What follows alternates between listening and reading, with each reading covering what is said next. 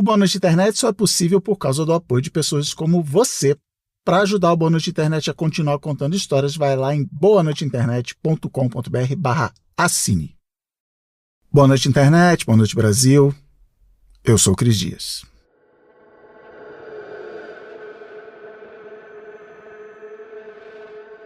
Constantino sentiu que ia morrer, mas antes ele tinha que resolver uma última pendência. O ano é 337 da Era Moderna e o Flavius Valerius Constantinus já tinha passado dos 60 anos, fazendo coisas que iam colocar ele na história com o nome de Constantino Magno, Constantino Grande, um dos mais importantes imperadores que Roma teve.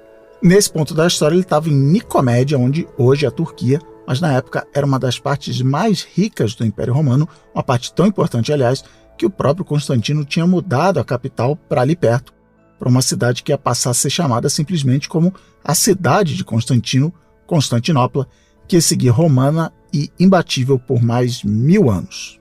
O Constantino fez muito por Roma, mais do que simplesmente tirar a capital da cidade que dava o nome ao Império. Ele mudou as estruturas da máquina burocrática, reorganizou o exército, venceu guerras contra os francos, alamanos, godos e sármatas e fez até uma coisa que a galera aqui no Brasil, com mais ou menos a minha idade, vai lembrar bem, um plano econômico que mudou a moeda oficial do Império e deve ter cortado em zeros também.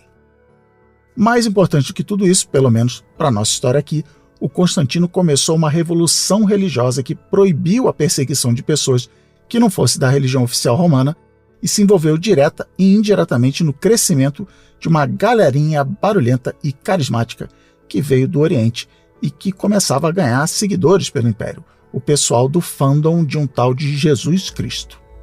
Provavelmente influenciado pela mãe, a Dona Helena, que virou cristã na época que ele se tornou imperador, o Constantino construiu catedrais, como, por exemplo, a primeira versão da Basílica de São Pedro, aquele lugar lá na Itália onde a gente sempre vê aí os Scamparini fazer suas entradas no Jornal Nacional, sabe qual é, né? E também mandou a Mãe Helena ir até Jerusalém encontrar o lugar onde Jesus foi sepultado e achar também a Vera Cruz, a cruz real oficial, onde Jesus foi pregado, torturado por 3 dias e que hoje é um símbolo de paz e bondade. Só que o Constantino não era cristão, pelo menos não oficialmente, apesar dele apoiar abertamente o cristianismo, inclusive com dinheiro, e dizer que o motivo de ter vencido uma batalha bem importante para virar imperador foi uma visão divina antes das tropas irem lutar. Ele nunca tinha sido batizado cristão, não tinha feito o ritual da água que Jesus fez com João Batista. Nenhum outro imperador romano até aquele ponto tinha se convertido, se batizado. E era isso que ele, ali, vendo que ia morrer logo, precisava resolver.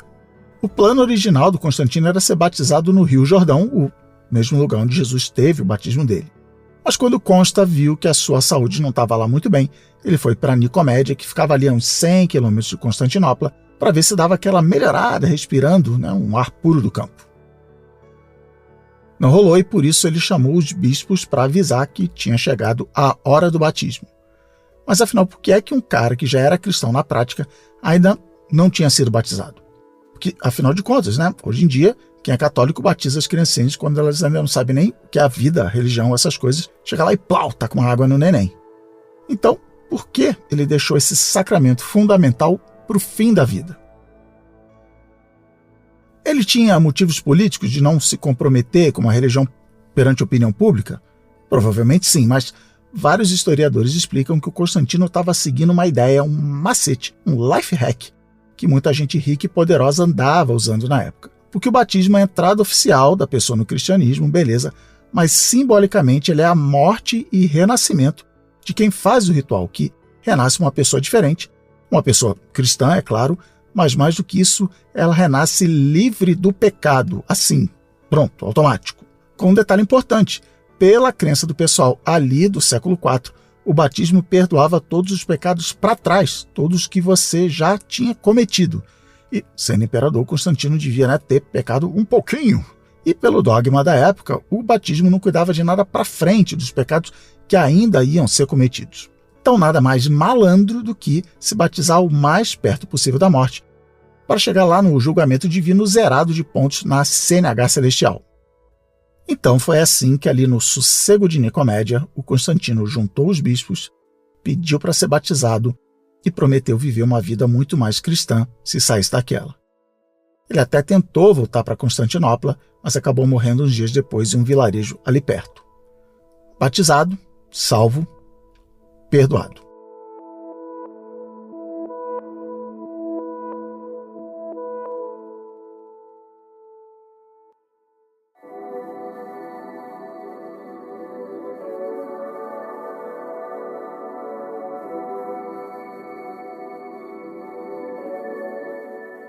Viver sem pecado não é fácil e nem sou eu que estou falando.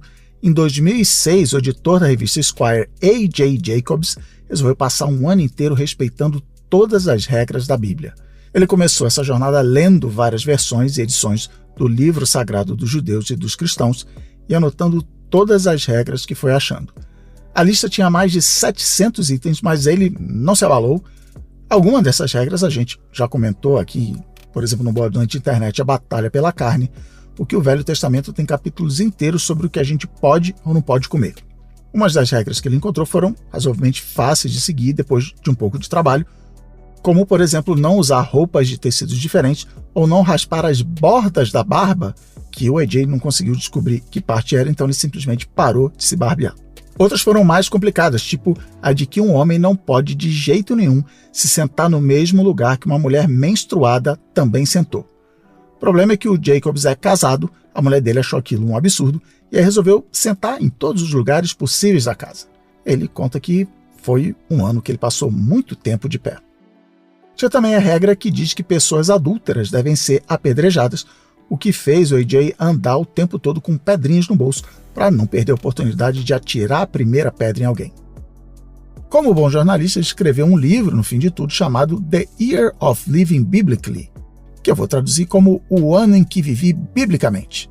Ele conta que apesar de todo mundo achar ele maluco, independente da religião ou falta de religião da pessoa, ele no fim aprendeu muita coisa, como valorizar rituais que até parecem irracionais, mas que ainda assim são importantes, que levam a gente a fazer coisas boas mesmo sem o lado da religião, como, por exemplo, todo domingo botar a melhor roupa, juntar a família para sair e encontrar as outras pessoas do lugar onde você mora. Mas a maior lição que ele disse que ele aprendeu é de que não dá para não pecar, não dá para não quebrar alguma das regras. Bom, ele podia ter economizado 1 ano e meio, né? Um monte de convenientes aí se ele tivesse se tocado disso na hora que viu que a lista de regras tinha mais de 700 itens, né? Mas beleza. Pelo que o AJ conta, o segredo é escolher as regras que você acha que realmente tornam o mundo um lugar melhor. As outras podem ficar para lá e tudo bem. Mas é nessa parte que eu discordo dele. Quer dizer, mais ou menos, eu concordo tanto com isso de escolher quais regras religiosas obedecer, que eu mesmo não sigo religião nenhuma. Ainda assim, é só trocar a palavra pecar para, ser um vacilão, olhar para quando a gente erra com as pessoas que a gente gosta, com a sociedade, ou até com os nossos valores pessoais em geral, pode tirar Deus da jogada, que ainda assim olhar para o pecado pode ajudar a gente a entender melhor o nosso papel para deixar o mundo um lugar melhor e também sofrer menos com esse nosso papel no mundo e com o que fazem com a gente de volta. Esse é o tema dessa terceira temporada do Boa Noite Internet, onde a gente vai pensar, conversar e, como já é tradição aqui, ir descobrindo pelo caminho coisas interessantes que a gente nem imaginava. A gente vai falar sobre errar, também sobre maldade, mentira, sobre sofrer, mas também como tudo isso, de certa maneira, nem existe de verdade e às vezes é só uma voz barulhenta dentro da nossa cabeça. Vai ser legal e eu espero que você venha nessa viagem pelas próximas semanas.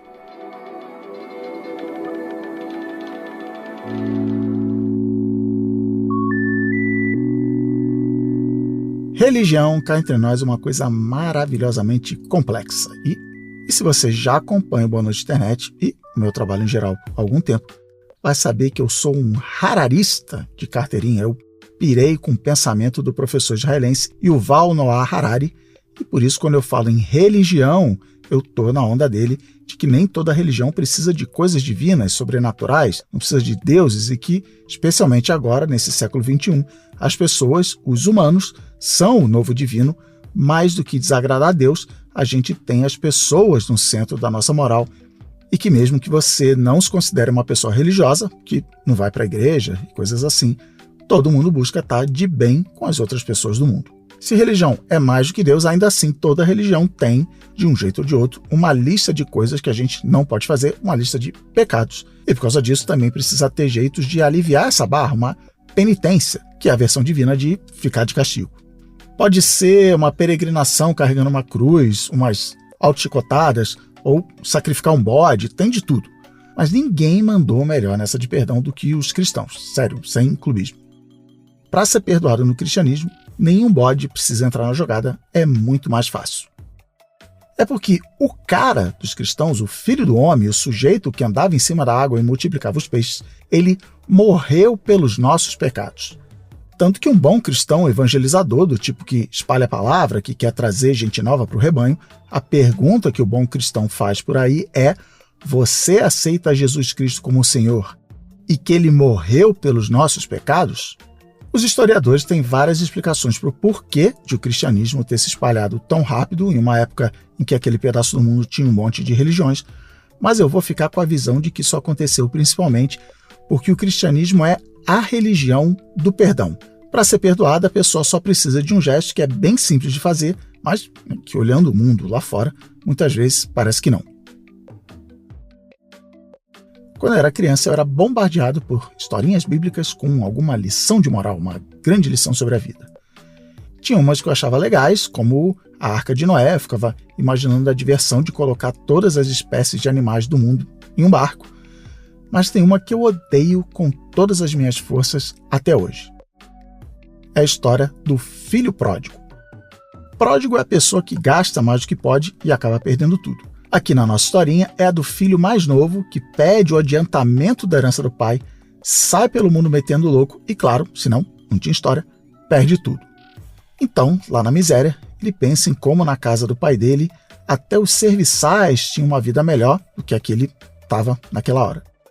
Então, por isso, ele volta para casa e ele não pede perdão para o pai, ele acha que não merece. Ele só diz que conseguiu entender o erro e que está ali para pedir um emprego, para trabalhar na casa, que para ele isso já ia ser show. O pai fica todo feliz em ver de volta o filho perdido e manda dar uma festa que o filho não ia trabalhar na roça porcaria nenhuma, ia ser recebido de braços abertos, tudo de volta. Aí o irmão dele, o filho mais velho, que ficou lá ralando com a família, vira e fala: caraca, pai, eu fiquei aqui do seu lado o tempo todo, não fiz que nem esse aí zoando pelo mundo e nunca ganhei festa. Enfim, a hipocrisia. Eu sempre fui pistola com essa história porque, você já deve ter adivinhado, eu sou o filho mais velho dos meus pais. O meu irmão Sandro, aliás, participou do segundo bônus de internet de todos os tempos e um dos mais famosos, Você Não É o Seu Crachá. Como assim o caçula vai ser perdoado depois de tudo que ele fez? Assim, de graça? Para que tá me dando gatilho. Só que não foi de graça. Filho pródigo fez a tal coisa que eu falei que é simples, mas que se a gente for olhar para o mundo lá fora tem sido bem difícil de encontrar. Ele não precisou fazer peregrinação, entrar no chicote, matar nenhum animal nem nada. Tudo que ele teve que fazer foi reconhecer o erro. Ele se arrependeu de verdade, com sinceridade, e nessa hora foi perdoado. Eu odeio a história do filho pródigo com todas as minhas forças, porque ela tem razão.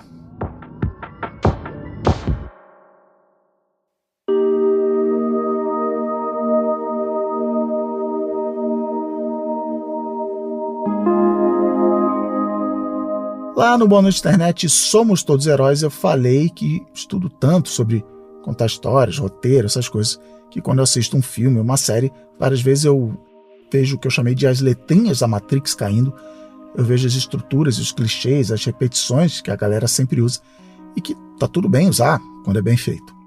E em várias comédias daquelas bem padrão da TV aberta americana, com plateia rindo no fundo e tudo mais, um desses chavões é quando alguém faz alguma coisa errada, apronta uma tremenda confusão com uma turminha do barulho, pessoas ficam bravas com outras, mas no fim, depois de 20 e poucos minutos, quem fez a primeira besteira lá vira, pede desculpas, reconhece o erro e entende que aquilo não se faz.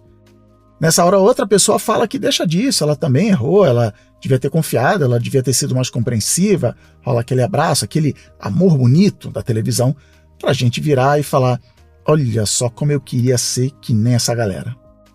ser assim deve ser bom demais, porque né, eu aqui já fiz muita besteira, já fizeram besteira comigo, mas no final é isso. Se você gosta muito de alguém e rolou aquele arrependimento sincero, a gente perdoa e é perdoado. Fora as vezes que a gente perdoa o boy lixo até sem arrependimento mesmo, mas beleza. Até aí tudo bem, mas tem uma pessoa que a gente tem uma dificuldade gigante de perdoar. Aí não importa arrependimento, choro, subir de joelhos à escadaria da Igreja da Penha, nada disso. Porque a gente sabe que o que ela fez foi imperdoável. Você já sacou que eu estou falando de você, né? Da dificuldade que a gente tem de se perdoar. Ano passado eu me vi na situação de dar aquela famosa chamada em um grande amigo meu.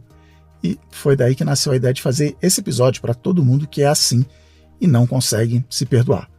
Um belo dia esse amigo olhou para trás e viu tudo que ele já tinha feito de errado, que ele tinha piorado a vida de outras pessoas por conta de coisas que ele fez e também por coisas que ele não fez. Algumas vezes ele não percebia que tinha feito uma coisa ruim e também pensava que, poxa, eu me conheço, eu sei que eu sou uma pessoa boa, então eu não faço coisas ruins. Quem é mal é aquele outro cara lá. Então pensou, né? Todo mundo faz isso, ou que foi sem querer. Só que aquilo que a gente falou no episódio, quem sou eu? Nós não somos as nossas intenções, nós somos as coisas que a gente faz para o mundo. Bom, aí um dia esse meu amigo caiu na real do que tinha feito de errado, e que era errado mesmo, não tinha justificativa. Foi aí que veio a culpa, porque para tudo dar certo no final, lá no episódio da sitcom, depois do erro tem que vir a culpa. É ruim sentir culpa, mas ela tem seu lado útil, porque mostra que a coisa está avançando, só sente culpa quem consegue ver que errou. Se você não sentir culpa, você não se arrepende, e se não se arrepende, não tem perdão. Então ele ficou com muita culpa do que tinha feito, e como acontece com muita gente, ele começou a entrar em uma espiral sem fim para baixo. Quanto mais culpado ele se sentia, mais a cabeça dele pensava então que ele devia ter realmente errado, que ele era uma pessoa horrível. A culpa era a prova final. O corpo dele sabia que ele tinha errado e que por isso não merecia que nada de bom acontecesse com ele dali para frente. Aí isso ia se repetindo, ele ficava pior, aí ficava mais culpado, mais para baixo, para baixo, para baixo, para baixo, para baixo. Outras pessoas até vinham dizer para ele que tudo bem, que ele até tinha feito coisas ruins, mas por outro lado ele também tinha feito muita coisa boa, mas não adiantava. Nessa ladeira abaixo ele começou a se colocar no mesmo patamar de outras pessoas que fizeram coisas muito, muito piores que ele, porque o raciocínio era de que, afinal de contas, errar é errar, que, aliás, é uma coisa bem cristã, não tem pecado leve. Furar uma das 700 regras é errado e pronto.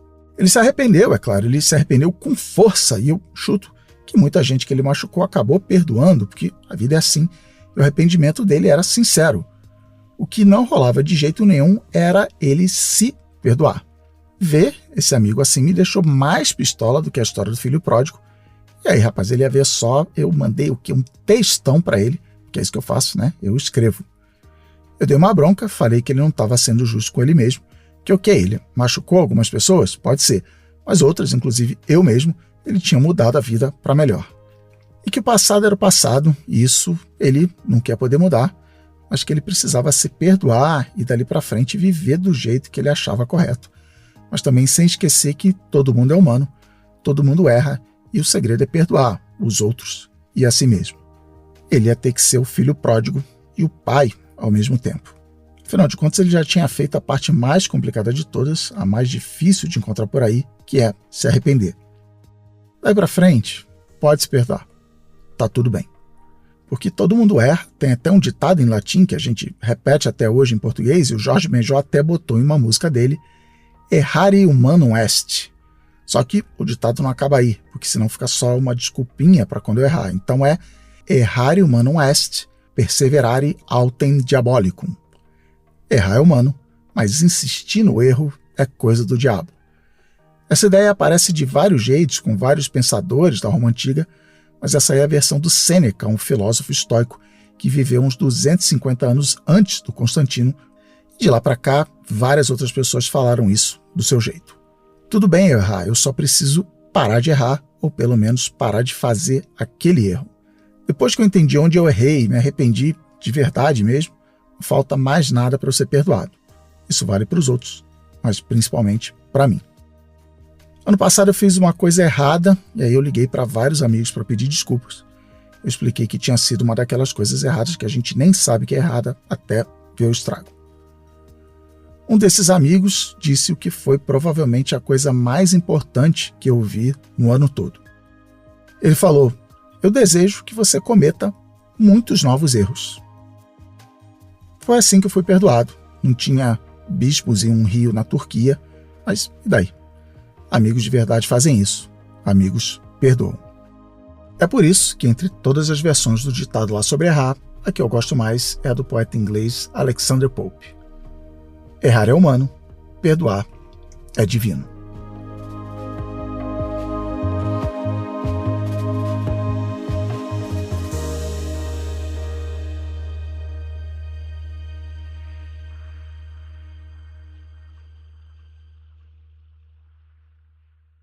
Boa noite, internet. Boa noite, Brasil. Por hoje é só.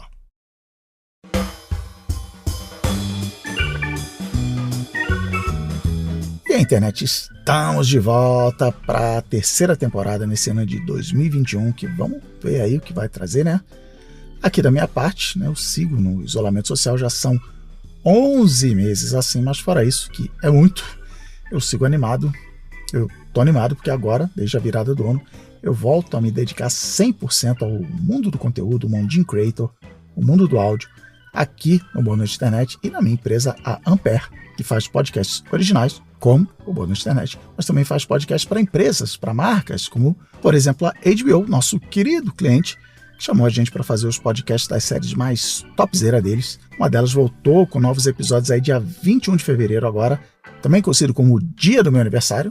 É a série brasileira Hard, e o podcast da série é uma produção da Ampere, é apresentado pela sensacional jornalista Krishna Marham, não somos parentes, e que eu tenho a honra, a felicidade de dirigir.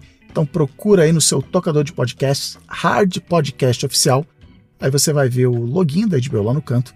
Esse aí dá aquela conferida, dá aquela moral pra gente. No site da Ampere, o www.ampere.audio, tem outros clientes para você ver e que em outros episódios aqui a gente vai conhecer.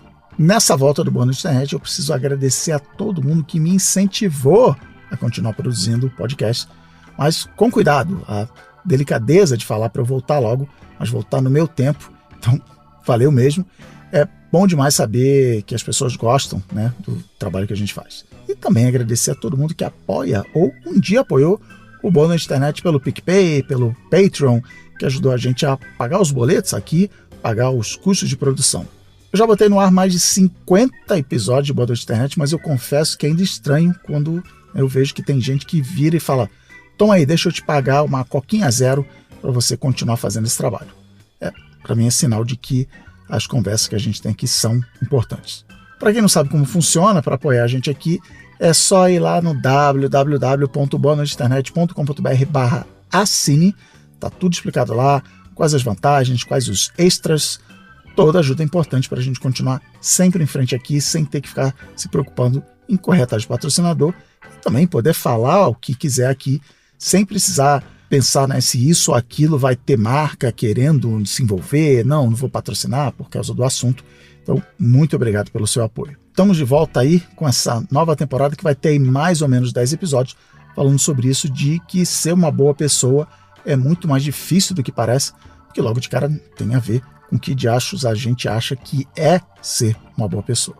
Se você gostou desse episódio, já sabe, passa adiante, manda para quem você acha que pode gostar, porque podcast é isso, não tem clica no sininho, não tem nada disso. O jeito de mostrar que gostou disso tudo aqui é passar adiante, principalmente de mostrar que você gosta da pessoa para quem você mandou, né? E se você chegou agora, se esse é o seu primeiro Boa Noite Internet, que legal, muito obrigado. A boa notícia é que tem mais de 50 episódios para você ouvir lá no www.boanoiteinternet.com.br. O Boa Noite Internet é uma produção da Ampere e é editado pela Jéssica Correia. Até o próximo episódio.